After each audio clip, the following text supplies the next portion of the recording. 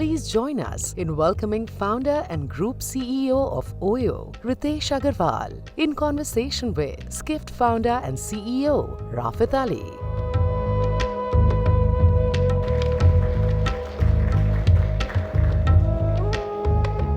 Give me this. So, sit, Ritesh. So, thank you, Ritesh, for being here. Of course, I'm so happy that Skift's here in India. I think I'm very happy about it. You were one of the first ones that asked us to bring Skift to India, which thank you for your support, and thank you for continue to give us stories to write about you. So that helps. The first time I interviewed Ritesh was on stage, was in Singapore in, I'm going to say, June 2019 at a Skift Forum Asia. OYO was at the height of its, I don't know what phase you would call that phase, wanting to become the world's largest hotel company. I think you were already technically the world's largest hotel company. So I asked him a question. Can we play this video of me asking a question to Ritesh? Brown people like you and me are not supposed to have these global ambitions. People from India don't say we're going to create a world-class global company that will become the world's largest hotel company in 10 years. That's what you said when you started in 2013.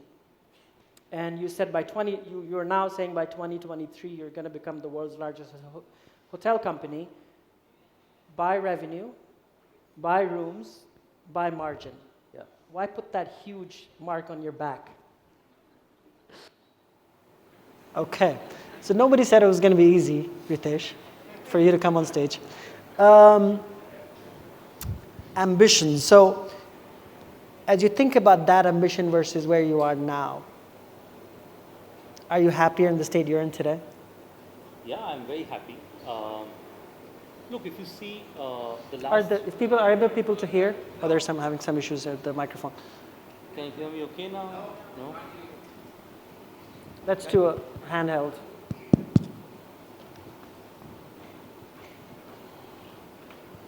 Okay, sorry about that. No. So I think, first off, it's always fun coming and getting interviewed by Rafat, and thanks for having me here. Look, I think first off, I'm very excited about where I am today. I think that in life there are always certain moments or certain situations, a journey that leave a lasting effect in you, right? So I think the last 2 or 3 years have left a lasting effect in me. During COVID, a lot of people tried to anticipate that OYO probably will not be around a couple of years later. And I think I'm happy that gave us an opportunity to sort of hunker down, focus on what we know best, and just focus on it. And I think that's why 3 years out, we are today at a place where we are, thankfully, we talked about 3 things then: rooms, hotels, revenue/margins. We did not talk about profits and cash flows. Right. Because that point of time, that was not the key focus. But I think now we have profits, we have cash flows, and we recognize that next time there is, a challenge or an opportunity, we will be far better placed to take advantage of it. So I think I'm happy about the last 3 years. It has transformed us as individuals, transformed us as a company, and I think the ambition is still there, but the ambition has evolved. The ambition has evolved to sort of say that we have to just be better than what we were yesterday, every single day. So it's a more relative ambition than that of an absolute ambition, I think. And is the better part financial, operational, brand-wise, employer?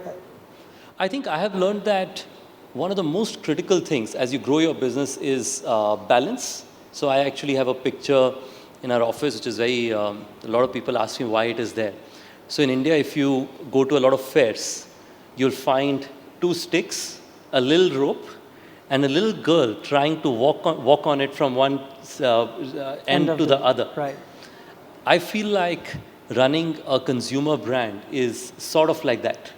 You have to deliver great customer experience that is critical, that at this price, can we deliver better experience than anyone else in this segment of economy to mid-scale, whichever we operate in. How do we give the most revenue for our property owners? How do we make sure that our distribution partners can get access to inventory they would have never gotten access to? And how do we as a company create enough margin? So I have put thresholds on each one of them. So consumer ratings, every day in the morning, I would get country-wise report of consumer ratings. The average now is, let's call it 4.1 on 5. The target is to go to 4.3 on 5. We don't want to add no hotels which bring the ratings lower than 4.1 on 5 because they need to marginally be accretive. Similarly, how much business we give to our owners every month is crucial to me. And the third is what should be our EBITDA margin as a percentage of bookings. And these are three things that I feel like if we can consistently manage three of them all right, we are doing good. So to the extent these three are there, we want to grow as quickly as we can.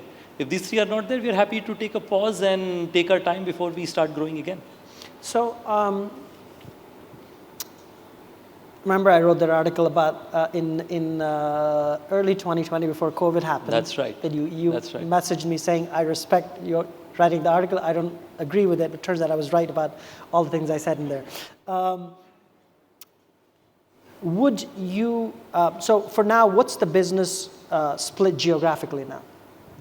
So before I explain the geographic, before actually I should give context of the article you're referencing. So I think COVID hit. Most people said OYO would be out of business because it was growing so quickly. My friend Rafat says COVID may actually be an angel in disguise because it will force you to focus on the markets that are most relevant to you, which is India, maybe Southeast Asia.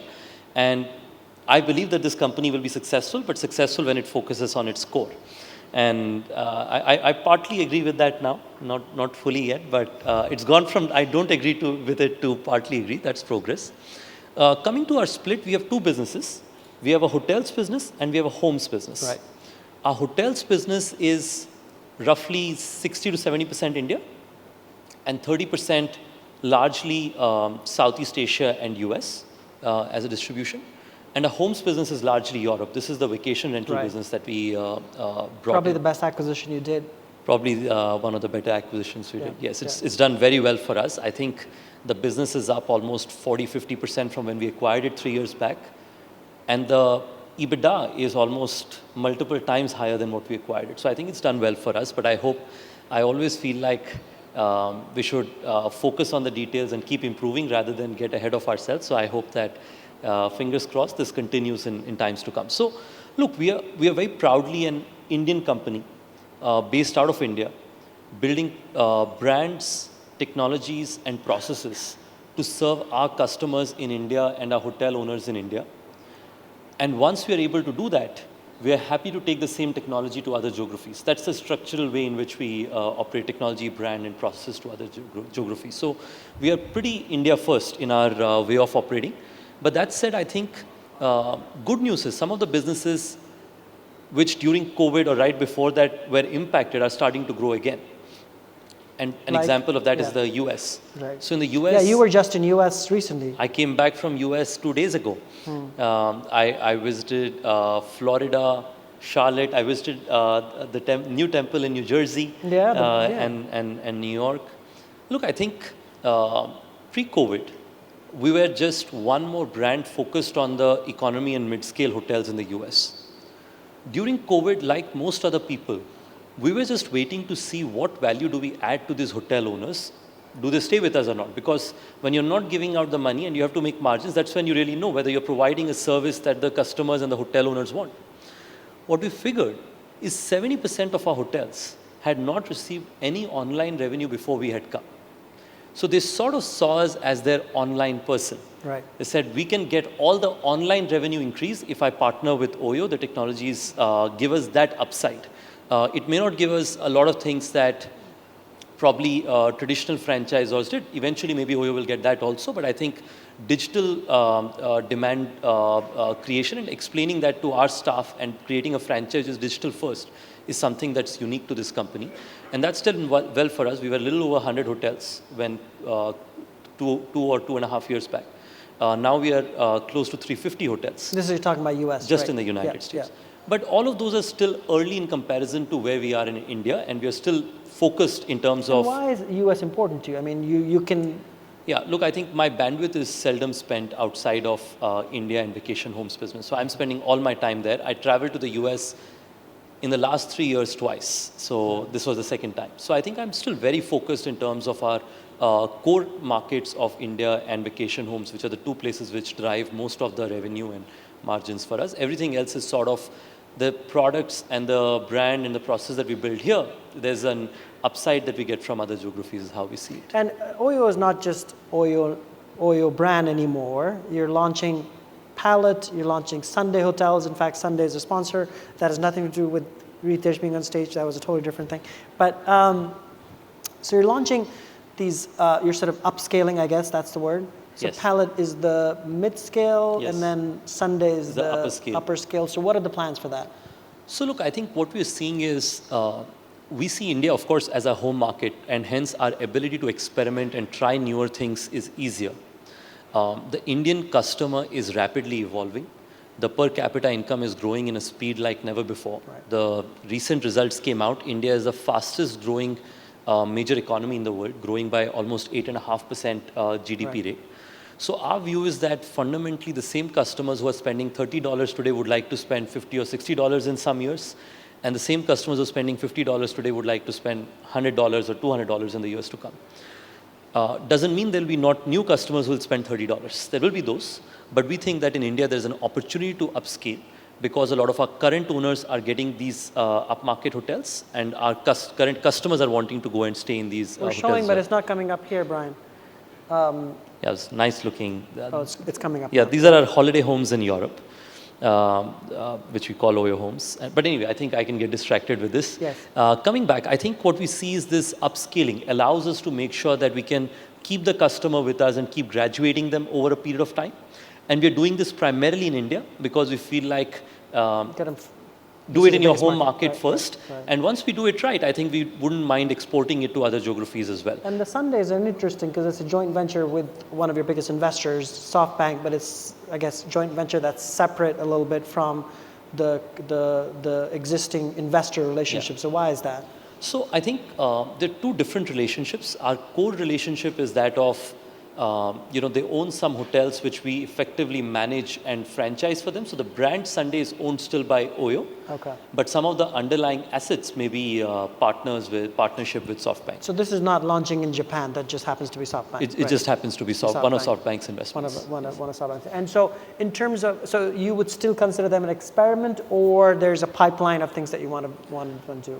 Look, I think I wouldn't consider them an experiment. We are firmly getting a good pipeline of new properties. I think we had one Sunday 3 months back. By the way, it's a great name. Thank you. We want every day to be a Sunday. So, that's a plug. Yeah, I saw the ad somewhere as well, yeah. Because, in business cities especially, right, like you don't want the experience to be, the same plain Jane as it used to be. And I think, our mutual friend Barry, of course, was the first person who challenged the status quo. We are trying to challenge it once again in our own sweet way, where Starwood tried to do it in some form or manner, and we sort of feel like there's a new way that we can try and make a positive impact. But now we have 5 already. And we have a strong pipeline coming in through here. But that said, our focus firmly remains in do as much as possible in core economy and mid-scale and keep growing that because that business is growing the fastest. This is still, in my view, early days. I think it will become very relevant and very sizable as a part of our business probably in a year or 2 years. What's the OYO, and I'm talking the OYO hotel core brand, growth left in India in terms of supply? Yeah, that's a great question. Look, I think... Because so as you know, I'm from Aligarh. You drive from here to Aligarh, and there are 25 different OYOs as you approach. Some you have to figure out where's the actual hotel. I just see a sign. But anyway, go ahead. Yeah, no, we are in quite a few locations in India. So just for context, we manage or partner over 10,000 OYO hotels in India. But the context is that India has close to 250,000 of these small 20-bedroom hotels that exist. We've got 10,000 of them, and we have to do a far better job in terms of upgrading our experiences for our customers, making sure that our owners get better yields, which is a big focus we've had. So for example, in FY23, which was year ended March 23 in Indian fiscal year context is that last year, when we ended March, we added no hotels in India. We said we'll only focus on productivity of our owners and make sure that we get them best yields, we improve the quality and so on. Last 1 year, we opened 3,000 new storefronts in India. So our perspective is that we can keep adding in India 3,500 hotels consistently in years to come. By market size, we could do a lot more. But the reason I'm not doing it is going back to what I mentioned initially, is that the only scale that I want to pursue is where I can have marginal improved customer service, marginal improved better returns for my owners, and our own EBITDA margins is healthy, and of course our distribution partners get upside. So I think I've learned that there's a balance where I can do all 3-4 of these things together, just like the little girl in between the two sticks. So I have so many questions. I'm trying to figure out how much time is left so that I can ask all these questions, but we may have to add some more time, Brian, to that. The tension, the controversies that were there pre-COVID in terms of hotel owners being mad at you, do you think that has mostly been solved? Yeah, look, I think first off, I'm excited about the future, but we've learned a lot from the past. I think when I look back, if you see back in 2019, from that time you would have seen that there's been almost no, hotel owners reaching out to different people saying that, hey, to here Skift. Or to Skift saying that we have challenges, right? Like I think because we focus significantly in terms of our patron satisfaction, every 3 months, I would do an owner town hall in every key geography, where it's a, ask me anything, where we discuss every challenge. I read every single NPS feedback. NPS is the equivalent of, feedback from our owners. Right. And each single feedback I try to address as much as I can in those quarterly discussions. And I think we've been able to improve it disproportionately. And in my view, the proof of the pudding is, are the storefronts staying or are the hotels staying? And second, are they telling their friends that they should also join the network? And I think there is no better way than in our business growing by word of mouth. So I think we've been growing majority by referrals, and we hope that we can keep growing. It's not like we are perfect. I think we all still have more areas to improve. Like? Look, I think I have learned that what do our owners like about OYO? They like that OYO brings a brand to a segment that never had access to brand, and hence is able to give them a substantial jump in revenue. They like that. Second, they find our company as being accessible to them, which means that when they need help, and they need a lot of hand-holding, right? Because these are unorganized, small hotels. These two things they like. Two areas that we've improved in the last 3 years include, one is reconciliation, which is making sure that, payments. The payables and the receivables can be much more simpler. It's a complex job in our industry because we distribute using our own brand, third-party distribution channels, offline channels, walk-ins. Everyone has a different payment system, different payment ratios, different cancellation policy. So making sure that you do, so we are substantially better than 3 years back, but I think we need to still keep improving because there are edge cases always that you want to do better. And similarly, I think one of the other segments that we've really focused on is making sure that we have very high alignment on dynamic pricing. Dynamic pricing gets you revenue jump, but at the same time, it's something that our owners would like to have some visibility of what's the range of returns or RevPARs they're going to generate. So that we've become highly transparent in. But again, I think being able to give them more visibility of the comp sets, which is other brands nearby, how are they doing, how are we doing in comparison, we think we can do even more. So our view is that this is an industry that almost did not exist before us. Right. We started this, and in some way hence puts the highest accountability on us to make sure that we can create most value for our hotel. So I think we are excited about the future because in the last 3 years you've not seen those challenges because of two reasons. One, we are doing a better job every day and owners see a sincere intent of it. And second, they find an outlet to reach out to us directly if there are problems, and hence you're able to solve it for them. So my view is that we will continue getting better and hopefully someday get as close to perfect as possible. And so do you consider yourself a hotel company now or a distributor or tech company? Because I know the positioning has changed over the years. Well, I think there's a fourth option, which is a consumer brand. We consider ourselves a consumer brand, which will be more a hospitality company than others. But I would think of ourselves as a consumer brand, which is delivering. So here's how we call our purpose. Our purpose is to give great quality experiences to our customers, deliver the highest profit growth to our hotel owners, while making sure that we deliver great returns to our shareholders. So I think if it's not a purpose, but sort of more the three things that we work for every day. And I think in that context, whatever fits in to do these three things, that's what we are. But we are more a consumer brand is how we see. Do you see growing your short-term rental business So beyond sort of with inorganically, I mean? we are, at this point of time, we are largely organically focused because last 3 years we've grown our short-term rentals business in Europe dramatically. In Denmark, Netherlands, Belgium, Germany, Austria, which are the 5 countries we primarily have business in. All 5 have grown quite quickly.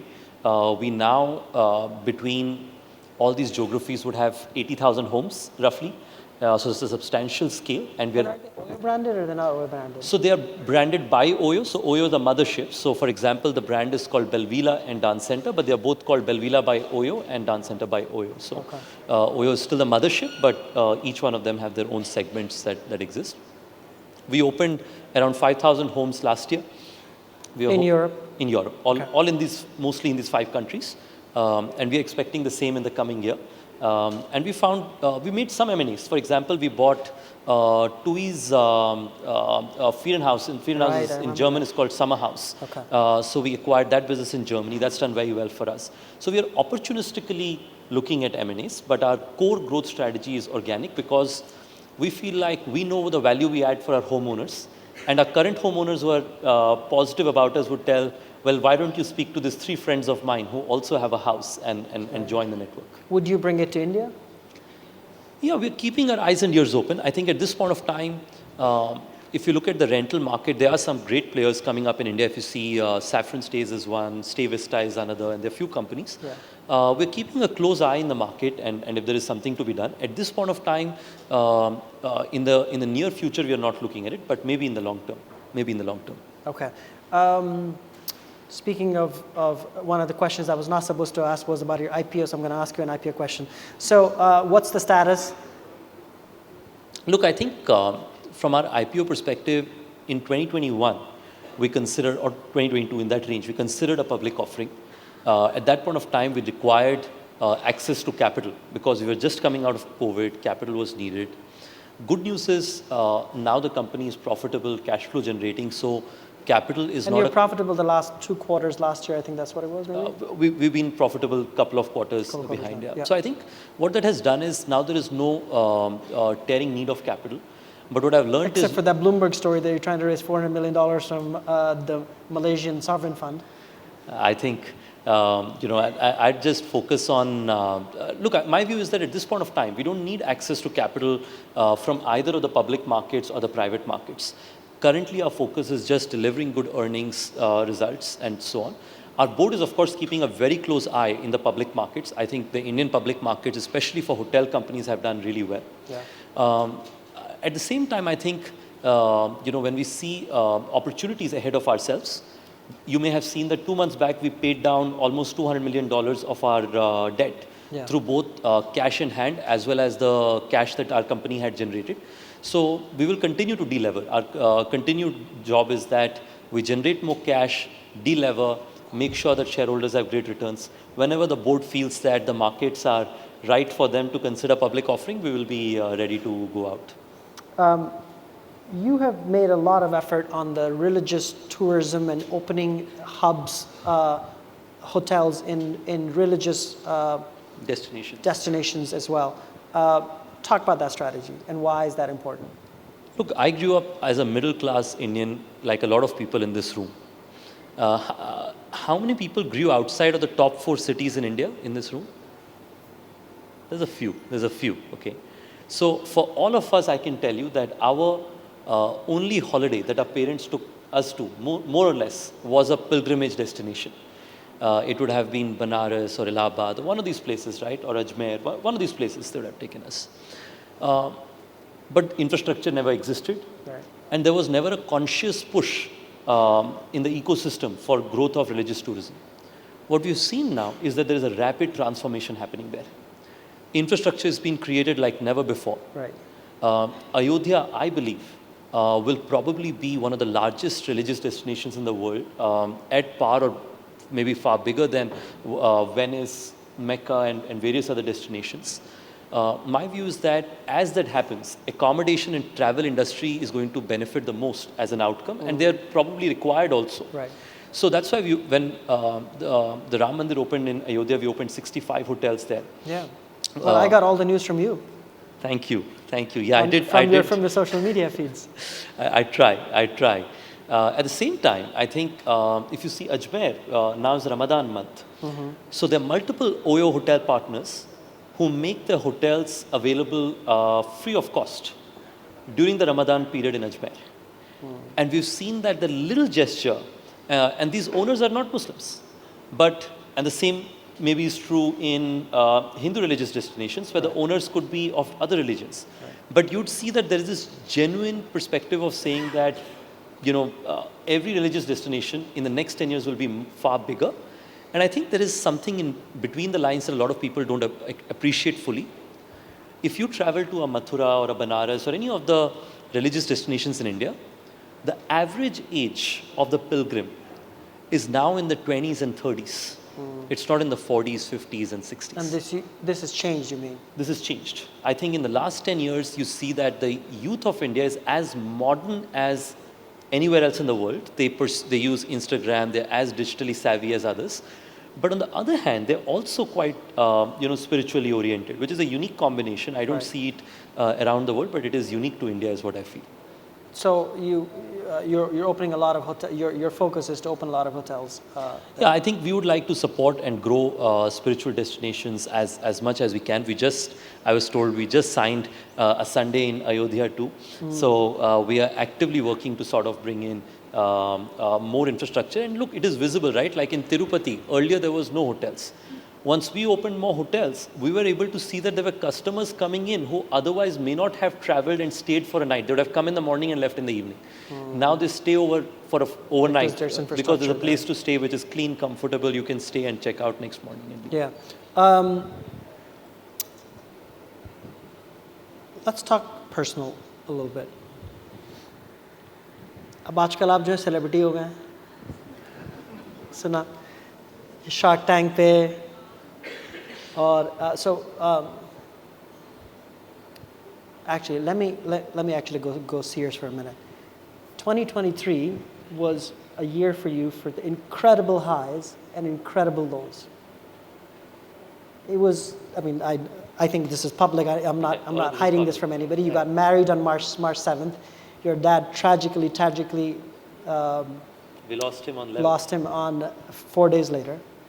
You had a baby in December, and also Shark Tank came somewhere in between. What did that feel like, and what are the lessons you're learning from there? Look, I think as an entrepreneur, highs and lows are almost something that you get used to. But I think on one side, my dad was a big enabler for me to pursue entrepreneurship, because between dad and mom, both of them didn't want me to drop out, but dad was relatively the more open-minded one who acted as the, let's call it, as somebody who convinced mom eventually. And he came up with the idea that we would tell mom that it's a one gap year, and if the company doesn't do well, then I can go back to university. And we both agreed that I'm never going back to university, but he said that's the middle ground that we can convince mom with. So I think I was close to him, and I'm just so happy because for last 6 years, he was chasing me that when are you going to get married? So I'm happy that he celebrated the wedding, and his favorite bhangra, he was able to participate with that too. But, I think nothing prepares you for the loss of a parent. I think I was recently doing a podcast with Nikhil Kamath, who lost his father recently as well. And I think I was talking to him that nothing prepares you for it. Like there is no logical way to be prepared for that situation. Coming to... your baby. But I think I must say that my mom has become suddenly like the real head of the family. It's amazing how, within the parents, the other parent can very quickly sort of take leadership.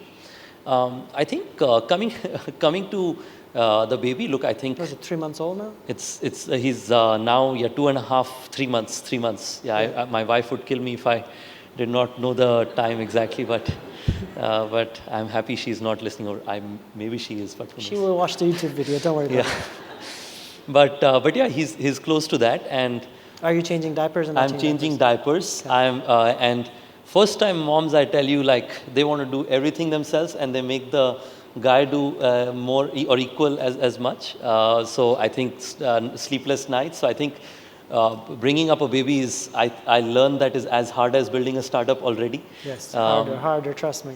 And I see that he smiles only when he looks at mom. When he looks at me, he's like, you should clean the diaper. The Shark Tank, is it a conscious decision for you to sort of break out of the